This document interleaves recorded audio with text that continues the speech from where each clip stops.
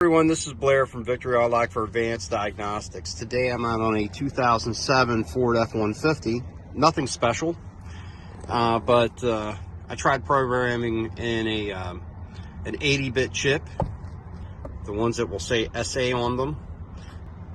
Didn't take it, kept failing. You'll notice this is actually a clone shell, and I generated a 4D63, which is a 40-bit, and let's see what happens now. So we got a theft light on, go to connect, just simply hit add keys.